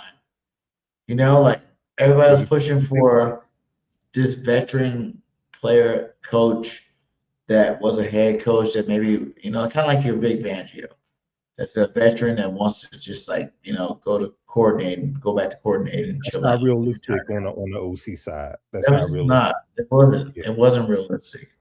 But the fact that you got a first-time play caller and followed it up with an offensive coordinator as your special, your pass game coordinator. Like that guy has called plays. That guy, you think 2 years ago when he was the offensive coordinator for Tampa Bay Buccaneers, this guy was carving us up. We used to hate it because when we played Tampa Bay, that's why they were our kryptonite. It's because they throw the ball so fast. The play scheme is so broken up so fast that Baker had his best year under him. You saw those bootlegs, you saw those, yeah. It's just open up. We used to hate playing Tampa Bay. I still hate playing Tampa Bay. They were a pain in the ass. It's because it's so fast. Our D line never gets a chance to get there. I couldn't stand Mayfield because number one, he's a pain in the ass, and he was tough as a bad state. Yeah. And then now you got him to be the backup to the offensive coordinator, basically. And that gives us a quarterback coach. She's the offensive pass game coordinator. So they're working together this whole time. He's essentially that senior assistant or that experience behind Mannion. So and I do like that coming into the season. Yeah. You got a guy to fall back on, like to kind of correct you in the meeting room, so it doesn't have to come out on the field on Sundays. And I really respect that the Eagles did it that way. Like they did it the right way. If you don't get a young guy that never called play, but he's a freaking talented mind, and then you get a guy that kind of like your Kevin Patullo in terms of offense coordinator. Yeah, Grizzard. He definitely knows how to scheme up pass plays, put him in his rightful position. And then you got a, up and coming coordinator, mix those two things together. And what Eagle fans don't understand is if we got a Daboll, if we got a McDaniels, if they came in here, we won a Super Bowl or even went deep into the playoffs, they're gone next year. head coaches again. That's what they want to do in the first place. You know what I'm saying? Like they would have been gone. These guys, Minion, I don't think so. I think it'd be like a 2-3 year thing before he goes. You know It could why? He might be be hot, but if he's the guy that they talk about him being, he's gonna want more than a year of doing it. You know what I'm saying? Like he seems like he understands the progression and he wants to go through the progression and get there. And I know money is in your face. Yeah, it's rare because he would be as young as Sean McVay would be when he became a head coach, and a lot of teams don't take that type of risk. So it is pretty logical to think that, man, you could be here more than a At year. least 2 years. It would be ideal for the Eagles fans. Huh? I say it would be ideal. Yeah. You know, I'm just saying, like, I feel like, you know, and then you got the guy, Gazard, that, yeah, he didn't have the best year with the Tampa Bay Buccaneers as offensive coordinator. But if you're underneath this guy and both of you guys are working together to make a great offense, you've got all the best players, it's like now, if he goes out 2 years now, right? And you keep this guy as your pass game coordinator, you could promote him to the offensive coordinator in 2 years, and it's kind of like you're keeping the same track going. So, like the Eagles made a play right now that could literally set us up for the next 3 to 4 years in terms of keeping Jalen in the same style system, which he's been dying for and begging for. You know what I'm saying? Like, if you got one of these big name guys, they would have been out after 1 year. You got a possibility right now. You can keep the same system that you made this offense coordinator, a pass game coordinator for his first year. So the same system 2-3 years down the road. And this is a thing that a lot of people are missing. I believe that he wants to improve himself. He wants to be better. I mean, he's going to do what it takes to win, but he wants to be better. And he wants to, like I said, a couple years ago, he wants to get out of his straitjacket. And, a lot of this is on Sirianni too. How much is he going to step back and give Mannion an offense? And I believe he has to. But, and then people are going to say, okay, well, what does he do as a head coach? That's totally fine. There's plenty of de facto CEO head coaches, however you want to diagnose it. Work on the attention to detail, work on the penalties, work on those type of things. Be that type of head coach, and he'll be just fine. Let Mannion come in here with the new ideas and see what we have. Because all we need is a little bit like, I think sometimes people think that you need the best coordinator. The talent we have on offense, you don't need the best coordinator in the NFL. Like I said, the offense is just competent, or they just get into the top 10. Bare minimum.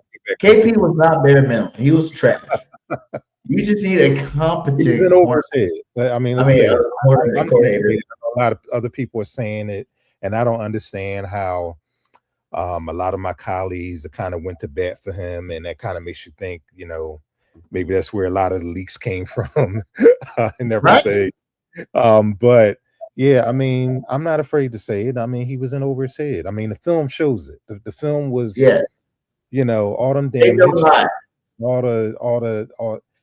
people were calling it anywhere from a vanilla offense, a Mickey Mouse offense, high school, Madden, whatever you call it. They were calling everything but a pro style offense. So exactly.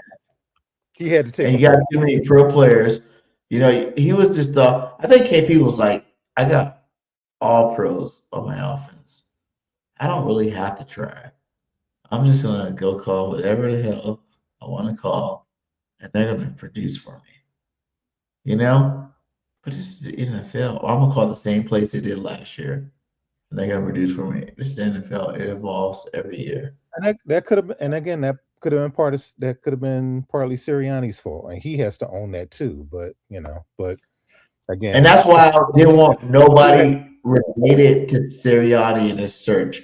I wanted that, and I'm happy the Eagles got two guys that are totally not in his tree, not in his freaking spectrum. You know what I'm saying? Like, because And I that's wanted 0% to do with Sirianni, where I feel like Sirianni's gonna punk him for the job, and I feel like this move kind of makes it so. I'm not saying Sirianni can't do it. We are gonna have to wait and see what happens because he is the head coach, but if he says and gives all autonomy to these guys, we're gonna have a whole new offense next year, which we've been needing for like every year, even since the first Super Bowl. Like the offense was good, we went to Super Bowl, but it was still kind of dry. You know what I'm saying? Even Kellen Moore, Kellen Moore had to switch things up, to adapt. Once he was doing like Nick Sirianni stuff, kind of they blended got it it done. together. But they got it But done. they got it 140 done. in But now the next evolution is realizing. yeah, yeah. But the next evolution is knowing that you got Jalen Hurts ready to learn and do more. You know what I'm saying? And like it's time to take him to that next level. Jalen stopped running because he was not going to sacrifice his body for a shit offense. I like And how no one realized that. Batula had a shit offense, and he wasn't going to sacrifice. You heard him saying halfway through the season, like, "Well, if this is this is what they want to call it. This is not what we're going to do. I'm not going to say nothing about it." And it was like he thought he was trying to like defend Batula, but in reality, he was just telling you like, "This guy's trash. If I got to run this, I'm not going to get hurt doing it."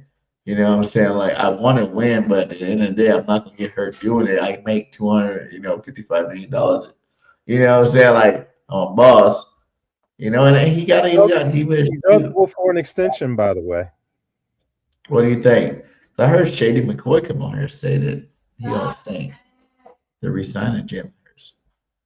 Yeah, well, Shady at this point, he don't know whether the scratches Warchawan is behind. So I wouldn't take anything seriously. So my thing is, I don't know if it's going to be this offseason, but they're going to re-sign Jalen. I mean, he makes the franchise. Oh boy, baby, yeah. Oh, that's a tough fight. They won a ton of games, and Jeffrey Lurie loves him to death. Everybody in that building may not love him to death, but Jeffrey Lurie does.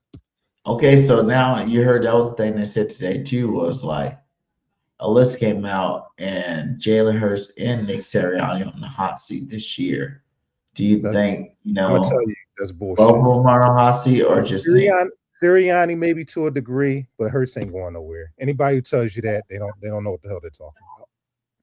Hurts not going nowhere. Sirianni on the hot seat though. He's not.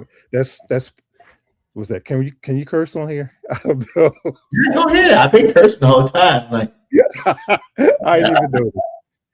Listen, I wanted to be for kids too, but like at the end of the day, we're grown adults. If you want to stay up, I'm gonna tell you, the show. That's sports radio bullshit. It's conjecture. They don't like Jalen. They don't want to give Jalen credit.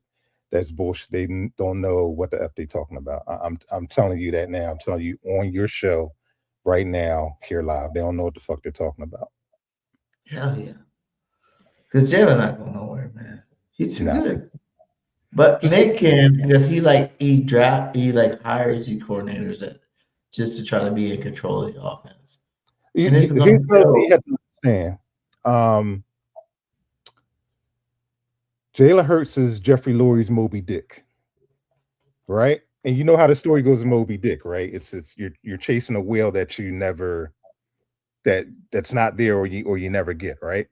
So he is his Moby Dick. When I'm saying that, he is his Russell Wilson. Yeah. Back in what was that 2012, 2011 when Wilson was drafted. Right. Lurie wanted to draft Russell Wilson, but Seattle got him before then, and that's where they, when Jalen Hurts came up again, and it wasn't a consensus when he was drafted in 2020. But Doug liked him, Doug Peterson liked him, and Jeffrey Lurie definitely wanted him.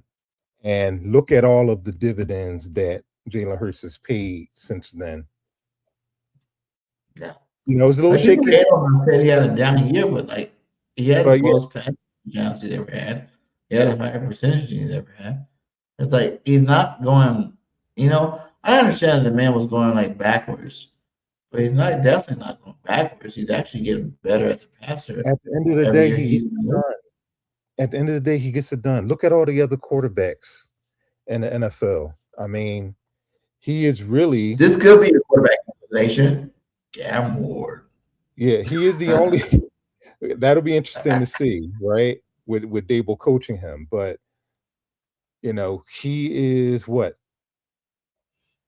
Jalen Hurts is only the and I tweeted all this so you can go back and see it and everything. Just look at what he's accomplished as one of the few quarterbacks who has ascended, going to multiple Super Bowls in this past decade.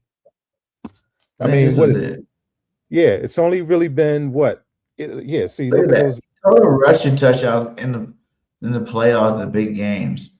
Like, look at them. Jalen Hurts is well above everybody and just rushing touchdowns. And he's like Josh Allen could have broke this record this year, but he's still the only quarterback in NFL postseason history with at least 10 passing touchdowns and 10 rushing touchdowns. Yeah. History. Jalen wins. So I've always been that. That's what you may not like how he wins. You may not like how it looks. You may not like how it looks when he wins. Y'all want him to go for 4,000 yards. He may not be the quarterback that you want as far as wins is concerned, but he does win. And you may not, and you know, people just got to be. I just want people because there's a lot of games where it's like he lights it up when the time is right. Yeah. You know what I'm saying? The game. I mean, the bigger. Like, I mean, he yeah, does what he's supposed to do. Playoffs. I mean, football. And then if a game gets in that situation where it's starting to get a little too tight, he does what he got to do to get you out. Like, that's all you need. Like, it ain't about like having 4,000 or 5,000 yard passing. It's not about having 27, 30, 40 touchdowns. It's not about none of that. Yeah, we love when Brady and, Manning back in the day, kind of like when the Sammy Sosa, Barry Bonds, like, Mike McGuire home run was going. You want to see the next guy do it. But at the end of the day, it's about winning football games. Tom Brady, like I tell everybody, Tom Brady did not throw for that many yards until he got Randy Moss on his football team. Like, he wasn't a guy that was throwing out 5. He was a game manager for the first 5 years of his career. Yeah, basically. Man, like, come on. And that's what Jalen Hurts is. Now, maybe, Brady loves Hurts, by the way. Brady loves Hurts. Brady loves Hurts, by the way. He loves him. Manning. Dude, I was so awesome, like, and that was so funny. Like, Jalen Hurts was like, they asked Jalen Hurts, who are your, who's the quarterback you looked up to? This is what he said. What are some of the greats that you looked up to when you were trying to get to this moment today? I mean, the older I got, I began to have a different perspective, or I guess a more broader view on it. So, going back to Randall Cunningham and what he was for the position, Michael Vick, Tom Brady, Peyton Manning, Steve Young. I mean, I'm still always digging, still always trying to learn as much as I can from those guys. Yeah, so there you go. He does. What do you say? So he studies those guys, and those guys pour into him. I mean, he came up through the Manning camp. And the only one on that list, like, I probably would have said Joe Montana over. And Montana likes Hurts. Over Young. Young. And Young was good, but I feel like if you want to give me, if I had to give you the best 5 quarterbacks I know of since I've been alive for a while, I would say Peyton Manning's the best quarterback I've ever seen. Period. Like, pure quarterback, Peyton Manning. He changed the game in terms of, like, he called his own plays. He did what he wanted to do. And Peyton Manning's the best quarterback, I think. Like, just pure passing. And it wasn't just like the skill. He had the physique for it too, like the 6'5" tall quarterback, so he can see the whole field type quarterback. A lot of things that Jalen Hurts struggle is because he's only like 6 foot tall, 6'1". He's a short quarterback that can't see over his offensive line. So that means things need to be precise for him. And that's the biggest thing that they hate on him for. But it's like, come on. Shorter than him. He's going to the Hall of Fame. Wilson is shorter than him. He's going to the Hall of Fame. So that's not even a big deal. But I'm saying, like, in terms of, like, his passing, like, that's all semantics, man. That's ultimately. You know, I've seen but you six, think about it, you got 6'8" linemen, like you can't really I've see. seen Like, if 6'5". you look at Brees, how he made it, Peyton is one of the greatest coaches of all time, where players were schemed open. You know what I'm saying? I'm not saying that you can't do it. It's like if you are that short guy, you need an offensive coordinator to scheme the plays open. This You know what I'm is saying? Like those guys had offensive coordinators that schemed the game open for them. That's why they were able to still throw. Like Brees were able to go to 5,000 yards because he had Sean Payton. here's the Payton thing just about made Peyton Manning. Bo Nix look awesome. I'm gonna give you a little nugget about Peyton Manning. I don't know how many people know this, and it's not to disparage him or any way. What if I told you what Peyton Manning did in his career is not anything new and is not anything innovative? He may have taken it to another level, but what he did not invent or he did not change. Because I'm gonna tell you why. Right. So his head coach, Tony Dungy, right? Mm-hmm. Everybody knows Tony Dungy as a defensive guy. Tony Dungy was a college quarterback at the University of Minnesota. Mm-hmm. You know who his offensive coordinator was then? And Tom Moore, who was Peyton Manning's offensive coordinator. Tony Dungy ran the same exact offense at the University of Minnesota as Peyton Manning did with the Colts. The whole check with me and calling everything at the line and all that stuff. That is a offense that is over 50 years old because of Tom Moore, not necessarily Peyton Manning. Now, again, I'm not disparaging him. He took it to the next level. But it's the exact same offense Tony Dungy ran. Tony Dungy was a great college quarterback, but because of racism, he was forced to play defensive back when he got to the NFL. So that's just a little nugget with that. I just wanted to share. That's a good nugget, but everybody's seen Peyton his first year. I'm telling you. I'm telling you. But 4,000 yards, he had to be good at it. And also, he didn't win his first playoff game until he was age 30. Yeah, but I'm saying compare that to what my guy. Like compare that to what, but he also had Marvin Harris. He got 4,000 yards every year. He had, but he didn't win the playoff game. A couple games he got shut out. Defense, like I feel like this. When you're talking about individual awards, regular season matters. If you're talking about Super Bowls, team match. I know they like to put it. It's ultimately a team game when you get right down to it. I mean, we like to Tom Brady, like you said. It's a team game at the end of the game. Yeah, Tom Brady, like we said, he was a game manager. Their defense won Super Bowls. Corey Dillon, that running game, won Super Bowls. And to be honest with you, Vinatieri won Super Bowls. Vinatieri went to the Colts and then won a Super Bowl with the Colts. You know what I'm saying? Like, it's about the whole team in terms of like Super Bowls. You're going down to the last two teams. Jason Kelsey said it's the whole team. Because a lot of kicking. Vinatieri won what? 4 Super Bowls, 5 Super Bowls? Yeah, I think he got 5 rings, 4 or 5 rings. Yeah, because he went over there with Patriots. I always used to say that about Tom Brady being the best. Like, if you think about it, Tom Brady never did nothing special at the end of those Super Bowls. He got a field goal range.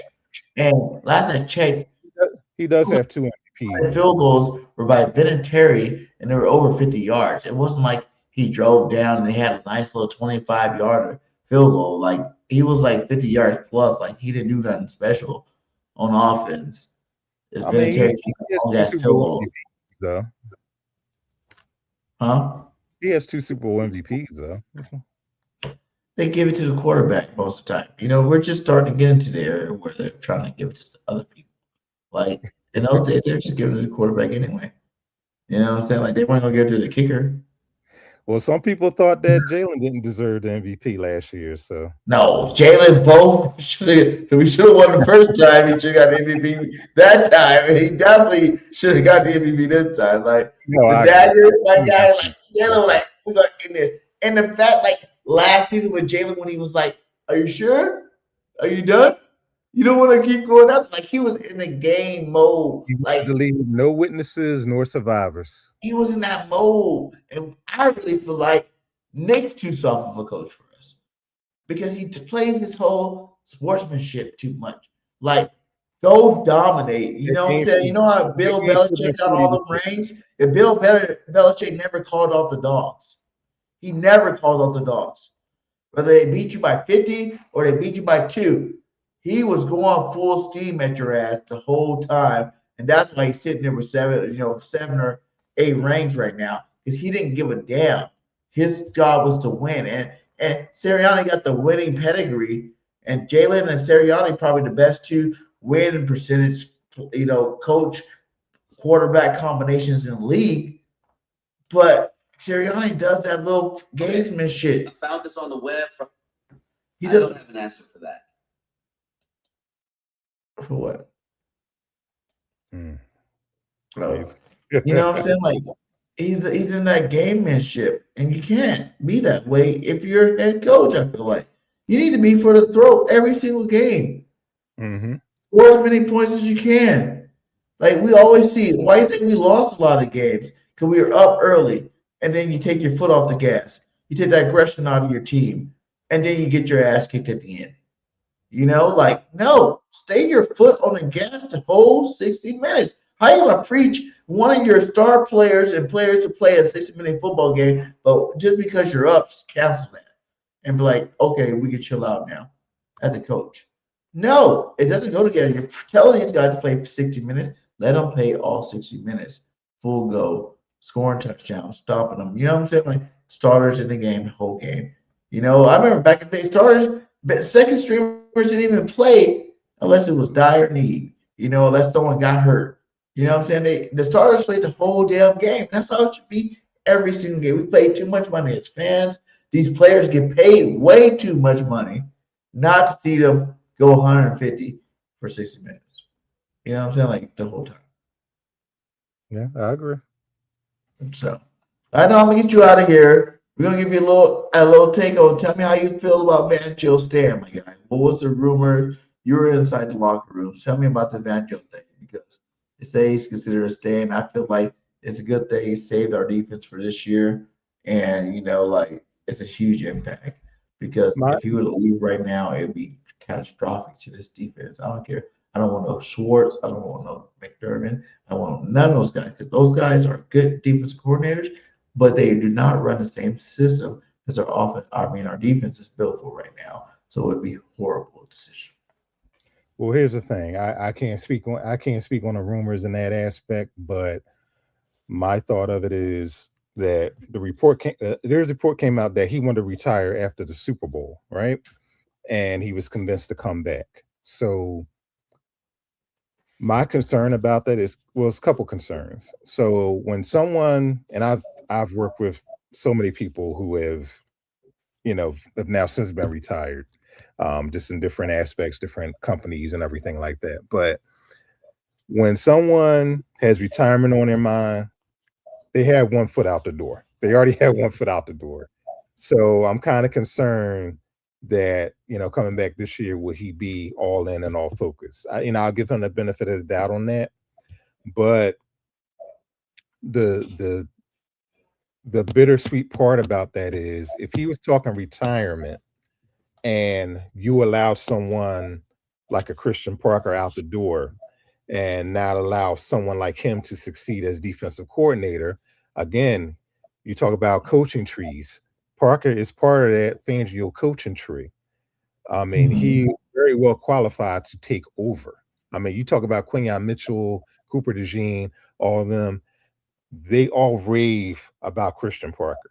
I mean, Slay, when he was here, all those guys rave about Parker as a coach. I mean, he is one of the hottest ascending defensive coaches period, in the NFL. And I don't know how this is going to be as far as back coaches in the NFL, but he will be more than qualified to be a NFL head coach someday. But to let him out of the building, knowing what we know about Fangio's uncertainty, I think that's an issue for me. But I do think if Fangio leaves, someone like Clint Hurt should be considered for that job, and not get somebody from the outside, like you said, of a Schwartz or and it's signed. He's already signed with the Packers and everything. So, but that's my take on it all. Yeah, I agree with you. It'd be Clint Hurt, and the fact that he's staying another year. If Clint Hurt doesn't take that Miami job, or one of these offers to be defense coordinator, I think it's because he knows he will be the successor, next year for Fangio. And I think that's the right move. And that's that's the Eagles having that backup plan a year in advance if he doesn't take one in DC's job. He deserves a DC job. He was a DC before. You know what I'm saying? He done a great job with Jordan Davis, Jalen Carter, all the Milt Williams, all the big boys up front, for this defense. That's been the staple of this defense for years. So I definitely will want to see him get his opportunity to be at DC again. If these guys don't get him, I don't know how many DC coordinator jobs are still open, but if he end up standing for sure, without a shadow of a doubt, next season, the Eagles can feel comfortable letting Vic Fangio go, especially another year. You're talking about like 3 years with a guy, being a DC, being a defensive line coach for him, that he pretty much knows everything. He was running the system for 3 years. It'd be easier for him to just, and plus he want to add his own wrinkles to it, but it'd be easy for him to pick up the system and go. Exactly. So, but hey, man, we almost 2 hours deep, man. I'll let you go. I had so many other things to talk about. We kind of touched on things. We kind of stayed longer on things, but hey, that means we can come back again, again sometime this offseason and talk some more Eagles football. Hey, I'll let everybody know what you're gonna be up to this offseason. Who you think gonna win the Super Bowl, and give me a score prediction, and we can get out of here. Well, I think it's going to be pretty much a low-scoring defensive struggle. I think it'd probably be a game in the 20s, if that. But I got to give Seattle the edge because I really like their defense. I like what Smith and Jigba does. I think they run the game enough. And if Sam Darnold doesn't turn it over, I think they're going to beat the Patriots. But Patriots, they're a juggernaut too. They're both 14-3. So I think these are literally the 2 best teams in the league. But if Drake May can, put some offense together and get the ball to Diggs and guys like Stevenson and they can run the ball, I think they'll make it a close game. But I really like Seattle in this game. And, we'll be maybe talking about Sam Darnold as a Super Bowl champion. But let's go USC. I'm a Trojan fan, baby. So I want to see my boy, the big cat on the D line, and my boy Sam Darnold go get that championship, baby. Right on. Yeah. They're going to win that this year, man. Like I said, and then make up for the mistake that Russell Wilson made when he threw the pass on the first, the 1 yard line when he should have gave it to the beast mode. Seattle finally get that. I think they finally get their second trophy. So, yeah. Well, hey, thanks again, my guy. Everybody go follow this guy, man, on Twitter, on all social media platforms. Spivey is definitely in there talking to the people that we want to be talking to. So, hey, much love to you. Salute. And we definitely do something again this offseason, if you're available, my guy. So, absolutely. Thanks again for having me. It's been fun. No problem, my guy. So, we out. Peace. How about our quarterback? How about our quarterback? Your quarterback.